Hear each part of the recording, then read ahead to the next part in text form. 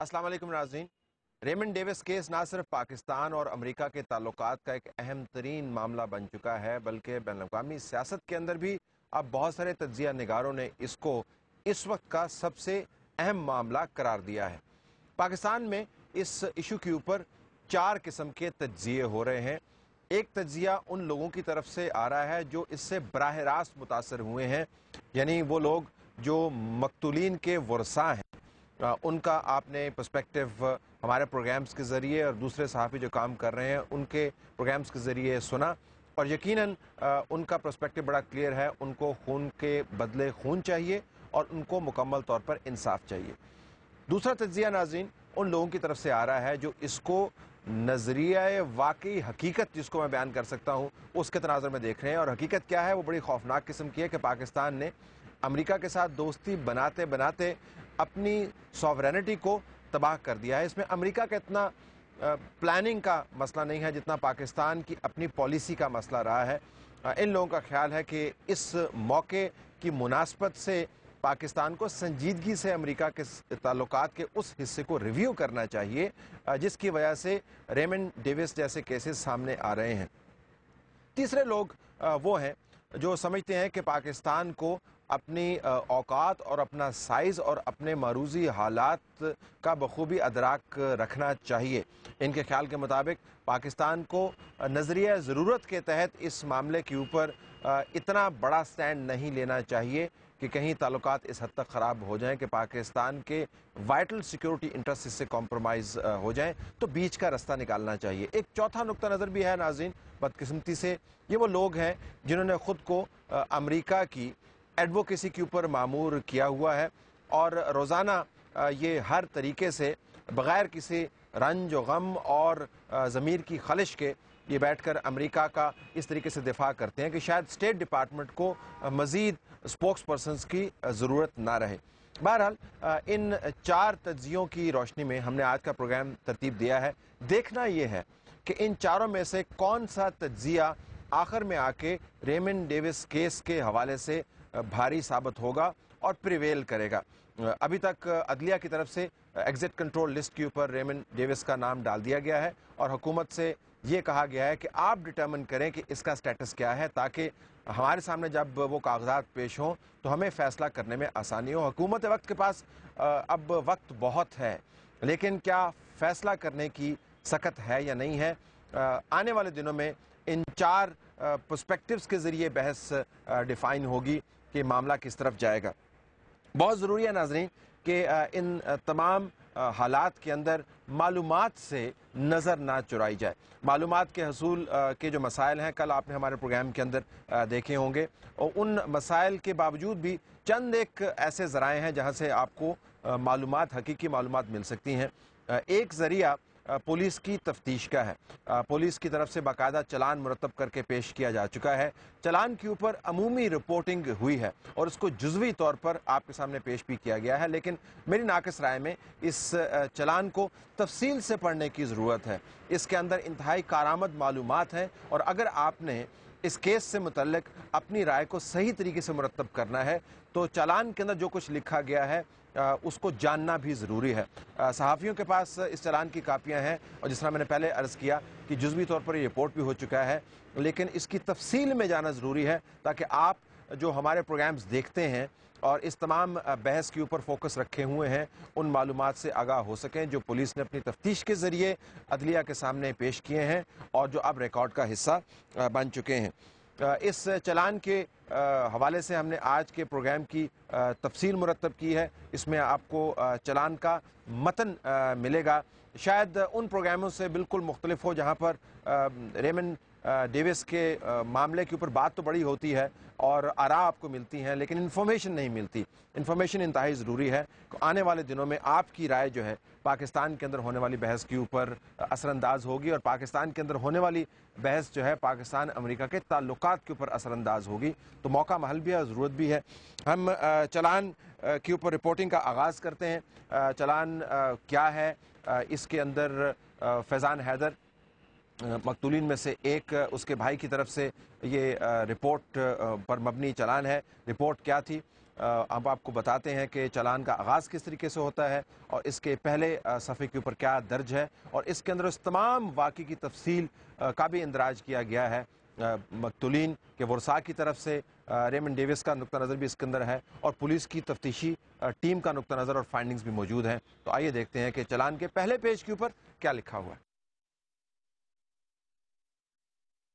یہ چلان draft report زیر دفاع 173 کے حوالے سے درج ہوا ہے۔ مقدمہ نمبر ہے 4711، جو تاریخ ڈالی گئی ہے وہ 27/1/2011، جو دفعہ لگائی گئی ہے وہ 302، تھانہ ہے لیٹن روڈ لاہور، اور بتایا گیا ہے کہ عمران حیدر جو مرحوم فیضان حیدر کے بھائی ہیں، جن کے والد کا نام حیدر علی بتایا گیا ہے، قوم راجپوت ہے، سکنہ مکان 56 گلی 56 بختاور پاک راوی روڈ لاہور۔ اس میں جو ملزم ہے جس کے خلاف چلان درج کیا گیا ہے اس کا نام ریمنڈ ایلن ڈیوس، سکنہ ورجینیا امریکہ، اور حالیہ جو اس کا پتہ بتایا گیا ہے وہ امریکن کاؤنسلیٹ لاہور ہے، اور اس چلان کے ساتھ گواہان کی فہرست نتھی کر دی گئی ہے۔ جو درخواست ہے وہ کچھ اس طریقے سے بیان کی جاتی ہے، لکھا گیا ہے کہ جناب عالی، گزارش ہے کہ مختصر حالات مقدمہ اس طرح ہے کہ مدعی عمران حیدر ولد حیدر علی نے تحریری طور پر درخواست دی اور ایمرجنسی سروسز ہسپتال میں محمد اشرف ASI تھانہ لٹن روڈ کے سامنے پیش کی اور کہا کہ جناب SHO صاحب تھانہ لٹن روڈ لاہور، گزارش یہ ہے کہ میں بختاور پاک راوی روڈ کا رہائشی ہوں۔ 27 تاریخ 2011 کو تقریباً دن کے 12 بجے کے قریب میرا بھائی فیضان حیدر اپنے دوست محمد فہیم کے ہمراہ اپنے بھائی کامران حیدر کے مقدمہ کی پیروی کے لیے فیروز والا کچہری گیا تھا۔ تاریخ سے فارغ ہو کر اس نے اپنے چچا محمد اسلم جو کہ جنرل ہسپتال کے پاس رہائش پذیر ہے اس کو ملنے کے لیے جانا تھا۔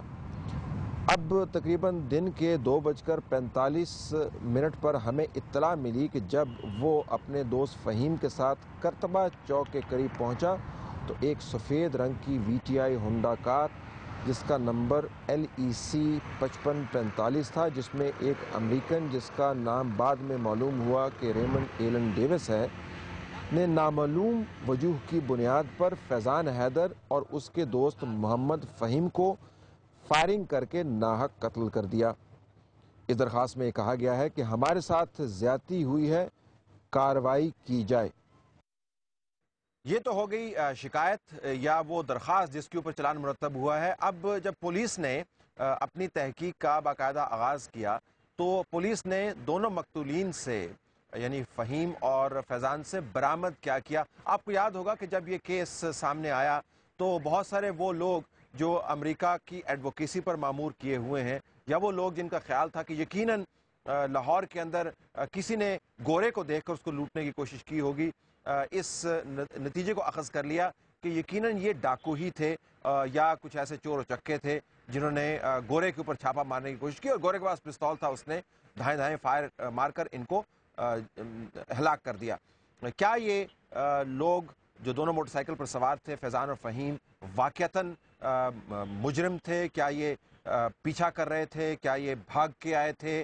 کیا ان لوگوں نے گورے کو لوٹنے کی کوشش کی؟ کیا انہوں نے پستول، ان کے پاس چیزیں کیا تھیں؟ کیا یہ رابرز تھے یا کیا؟ یہ چلان کے اندر انتہائی اہم معلومات ہیں جو اس وقت آپ دیکھیں گے۔ اور ایلن ڈیوس نے کیا کیا، اس نے گولیاں کس طریقے سے چلائیں، اس کا رد عمل کیا تھا، یہ تمام تفصیل پولیس کی تفتیش کے ذریعے چلان کے اندر درج کی گئی ہے جو ہم آپ کے سامنے پیش کر رہے ہیں۔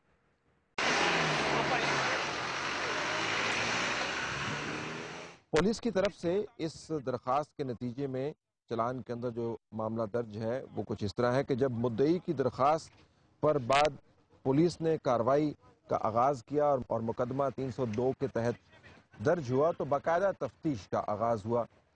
تفتیش حوالے کی گئی انسپیکٹر منیر احمد جو کہ انچارج انویسٹیگیشن تھانہ لیٹن روڈ واقع ہوئے ہیں۔ دوران تفتیش انسپیکٹر منیر احمد نے دونوں مقتولین یعنی فیضان حیدر اور فہیم شمشاد کی لاشیں سروسز ہسپتال ایمرجنسی سے زیر حفاظت ملازمان برائے پوسٹ مارٹم ڈیڈ ہاؤس بھجوائیں۔ اس معاملے میں انسپیکٹر عاطف معراج جو ایس ایچ او تھانہ لیٹن روڈ تھے، انہوں نے دونوں مقتولین کی تحویل سے سامان بھی برآمد کیا اور سامان کی تفصیل کچھ یوں بیان کی گئی، جس میں 1 عدد بیلٹ، 1 پستول کا پاؤچ، 1 عدد ہینڈ بیگ، 2 عدد پرس، 5 عدد موبائل فونز، جس میں ایک نوکیا کا موبائل ہے، ایک سیمسنگ کا موبائل ہے، ایک آئی فون ہے، ایک ایرکسن کا موبائل ہے اور اس کے علاوہ نوکیا کا ایک اور موبائل موجود ہے۔ اس کے علاوہ مقتولین سے جو مال برآمد ہوا اس میں ملکی اور غیر ملکی کرنسی، جس میں پھر تفصیل بیان کی گئی کہ اس کرنسی کی تعداد کتنی تھی۔ اس میں ین بھی تھے، اس میں پیسہ امانی کرنسی تھی، پیسو تھا، اس کے علاوہ 2 عدد شناختی کارڈ اور کچھ پرچیاں وغیرہ شامل تھیں۔ یہ تمام مال تفتیشی افسر کے سامنے پیش کیا گیا اور اس کے بعد مختلف فردات کے تحت علیحدہ پولیس نے اپنی تحویل میں لے لیا۔ اس کے علاوہ اس چلان میں لکھا ہوا ہے کہ جائے وقوع پر تفتیشی افسر نے مقتولین کے ذریعے motor cycle Honda 125 number LOV 4030 وہ بھی اپنے قبضے میں لے لی اور دونوں مقتولین کا خون روئی کے ذریعے جذب کر کے اپنے قبضے میں لے لیا۔ دونوں مقتولین کے پستول جو 30 بور کے تھے اور اس کے علاوہ ملزم کی گاڑی کے شیشے کے ٹکڑے اور 2 عدد چلے ہوئے خول جو 9mm پسٹل کے تھے، پارسل میں سرب مہر کر کے باقاعدہ ایک رپورٹ مرتب کر کے مختلف فردات کے ذریعے علیحدہ پولیس کے قبضے میں لے لیے۔ اس کے علاوہ اس چلان میں یہ بھی لکھا گیا ہے کہ وہاں پر ایک نقشہ بھی مرتب کیا گیا تاکہ پتہ چلے کہ واردات کس طریقے سے ہوئی، اور اس کے ساتھ گواہان کے بیانات بھی قلم بند کیے گئے۔ اہم بات جو اس چلان میں لکھی گئی ہے وہ یہ کہ گواہان نے بتایا کہ ملزم نے پہلے اپنی کار کے اندر سے مقتولین پر فائرنگ کی اور اس کے بعد گاڑی سے نکل کر مقتول فیضان حیدر پر پیچھے سے 2 فائر کیے۔ ملزم نے گواہان کے مطابق مقتول فہیم کی تصاویر بھی بنائیں اور پھر وائرلیس سیٹ پر کال کر کے کسی کو اپنی مدد کے لیے بلایا۔ دوسرے گواہان جن میں محمد حسین ٹریفک وارڈ اور وقاص خالد ٹریفک وارڈن بھی شامل ہیں، انہوں نے بتایا کہ جب ملزم جس کا اصل نام پاسپورٹ کے مطابق ریمنڈ ایلن ڈیوس معلوم ہوا، جائے وقوع کے بعد اپنی کار ہونڈا VTI نمبری 5545 LEC پر فرار ہوا تو انہوں نے سرکاری موٹر سائیکل پر اس کا پیچھا شروع کر دیا اور پیچھا کرتے ہوئے پرانی انارکلی چوک پر کار سمیت قابو میں کر لیا۔ اس کے بعد ملزم کو مقامی پولیس کی مدد سے تھانہ پرانی انارکلی لے جا کر DSP پرانی انارکلی رضا صفدر کاظمی کے سپرد کر دیا۔